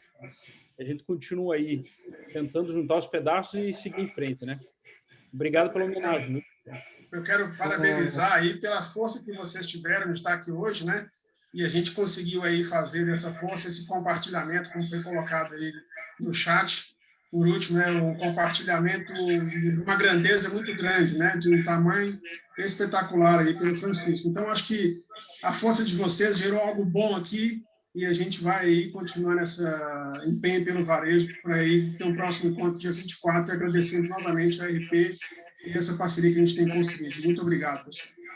Posso agradecer a Gustavo, Alexandre, Jaqueline, mais uma vez.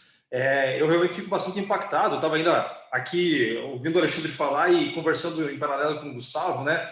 Quando a gente bateu quase 100 espectadores simultâneos, né, nessa live, e a gente tem visto cada vez mais o engajamento dos nossos clientes, né, na busca contínua por conhecimento. Isso é muito importante, né? Muito, muito importante, muito relevante. Porque, como o Thiago citou agora há pouco, o sistema por si só, ele não age sozinho, né? Você pode estar embarcado com uma bela ferramenta, com um sistema estruturado, mas o processo é fundamental, né? E parceiros como vocês, né, vêm para realmente ajudar a construir esse conhecimento, esses processos dos nossos clientes, né? E a gente se complementa, né? Então, obrigado mais uma vez pela parceria. Contem conosco aí para que a gente possa fazer várias outras lives durante o ano 2020, mesmo voltando ao normal. A gente espera que a gente possa voltar o mais rápido possível ao nosso normal, né? Mas contem conosco sempre. Obrigado mais uma vez, pessoal. Muitíssimo obrigado, Rodrigo. Obrigado a todos os colegas da RP, Thiago, todos aqueles que ajudaram a gente a colocar esse webinar em pé. Um agradecimento especial a Jaqueline, Gustavo, que se empenharam bastante para fazer isso tudo acontecer, como sempre, né? As pessoas fiéis e fantásticas da nossa equipe.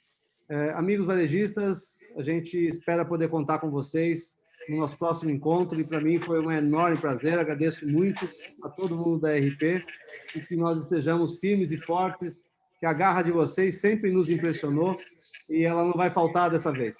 Então, força aí, paz no coração e vamos para frente. Amém. Muito obrigado. Um grande abraço. Tchau, tchau, um abraço. Um abraço, pessoal.